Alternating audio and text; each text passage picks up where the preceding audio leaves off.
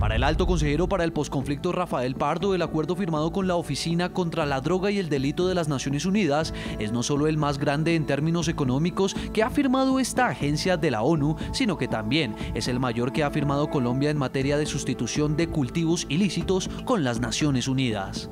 De ahí a que sea de gran interés para los colombianos el origen del billón de pesos que se invertirá y si los beneficios son equiparables a los costos del convenio. En el documento que conoció el programa La Noche, en la página 18 se hace referencia a la gestión y ejecución del proyecto.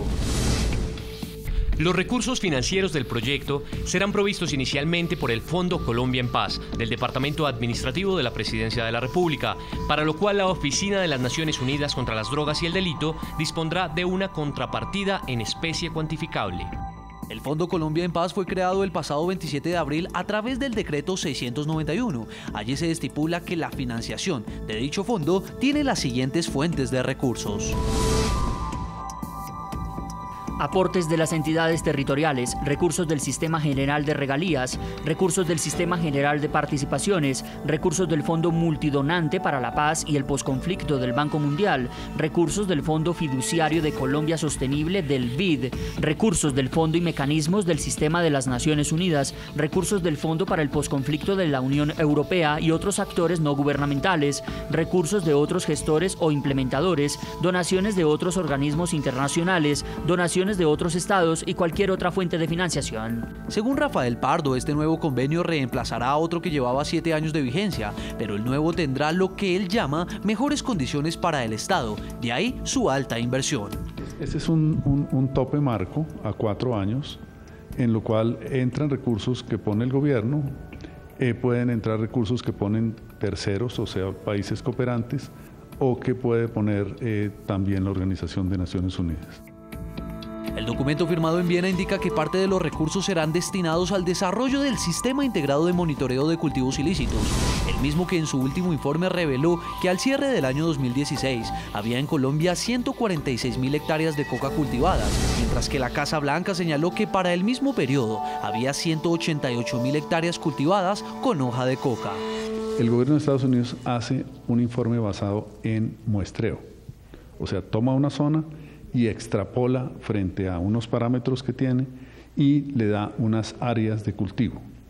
El informe que hace UNDOC es un informe de monitoreo de todas las zonas del país donde hay coca, en cuadrículas de kilómetro por kilómetro, o sea, no es un muestreo, sino es un monitoreo permanente, un monitoreo que desarrollan de manera permanente y que intensifican en la última parte del año, que es cuando cierran el informe el 31 de diciembre y lo presentan al año siguiente. O sea, las metodologías son distintas. El presupuesto del convenio comprometido de casi 316 millones de dólares por tratarse de un convenio internacional y estar bajo el régimen privado no tiene licitación.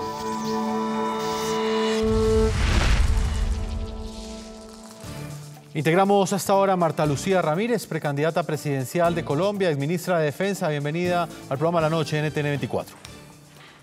Jefferson, muy buenas noches. Saludo a toda su audiencia en NTN 24.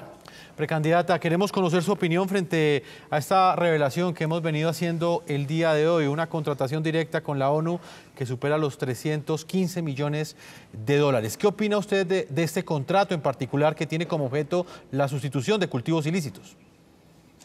Bueno, Jefferson, le confieso que cuando oí esta primicia de RCN en el noticiero de mediodía, no lo podía creer y me puse a buscar realmente toda esta información de la que ustedes han hablado y es verdaderamente preocupante porque aquí lo que vemos nosotros es que con los propios recursos de los colombianos, entonces se van a desarrollar una serie de actividades de Naciones Unidas que deberían realmente tener una buena participación, digamos, cofinanciación con fondos de Naciones Unidas, pero que no se ve realmente de dónde van a salir esos fondos, sino parecería que la mayoría son recursos colombianos. Este contrato de 300 y pico millones de dólares es $1 billón, como lo dijeron ustedes en Noticias RCN a mediodía, y aquí lo que vemos es que desafortunadamente esto podría dar lugar hasta para la mermelada internacional. Imagínense usted, contratistas contratados por Naciones Unidas, consultores contratados por Naciones Unidas, asesores internacionales contratados por Naciones Unidas, en donde los honorarios van a ser equivalentes a $500,000 anuales. Entonces yo le diría, por Dios, miremos qué de esto se puede hacer en Colombia con los recursos de las entidades del Estado, con los recursos humanos, los recursos técnicos, la capacidad institucional, porque es que estamos hablando del desarrollo rural. ¿Cuál va a ser realmente la fórmula mágica, la Coca-Cola que nos va a dar Naciones Unidas que nosotros no podamos hacer con los recursos del Ministerio de Agricultura? ¿Qué en materia de formalización de la propiedad rural que no podamos nosotros hacer si este gobierno se ha dedicado a montar un montón de agencias? Yo no creo que se justifique gastarse esta cantidad de plata, casi $1 billón, en pagar un montón de burocracia internacional que poco realmente prioriza lo que necesita ahorita urgentemente Colombia. Precandidata, usted habla de burocracia internacional. ¿Hasta dónde cree usted que queda comprometida la independencia de la ONU cuando, por ejemplo, agencias como la Oficina de las Naciones Unidas contra la Droga y el Delito reciben contratos de este tamaño, de 315 millones de dólares? Y se lo pregunto también en el contexto de la postura que ha tomado la ONU frente a este proceso de implementación. En días anteriores, la misma ONU le pedía al Congreso que agilizara la aprobación de la Jurisdicción Especial para la Paz. ¿Afecta o no la independencia? Pues Jefferson, yo en materia internacional procuro siempre ser supremamente cuidadosa. Nosotros no podemos así acá en Colombia ser chauvinistas, pues de querer criticar todo lo internacional, pero tampoco pues descrestarnos con todo lo que venga de afuera.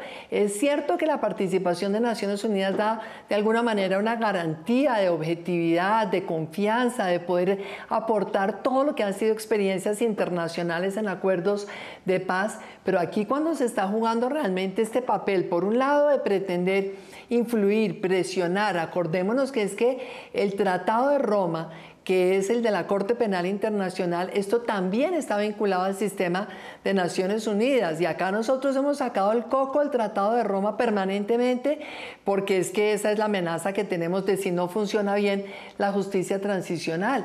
Y entonces ahora nosotros vemos que si Naciones Unidas con otro sombrero distinto, que es el de un programa, en donde básicamente está esto dentro de uno de los programas que es el que va, el UNODOC, que es el programa contra la droga, el delito y la corrupción, una cosa así. Entonces uno allí dice, por Dios, este cruce de intereses de una entidad multilateral tan importante le quita mucha transparencia. No me parece que eso sea conveniente, porque cuando los vemos presionando entonces en el Congreso de Colombia, ya uno no sabe si es el interés de que salga adelante una buena ley sobre la justicia, la Jurisdicción Especial para la Paz, o si este es el afán de acelerar entonces la puesta en marcha de un contrato en donde Naciones Unidas tiene un interés real. A mí me parece que esto no debería suceder e insisto, la cooperación internacional es buena, la de Naciones Unidas es buena, los contratistas internacionales son buenos siempre y cuando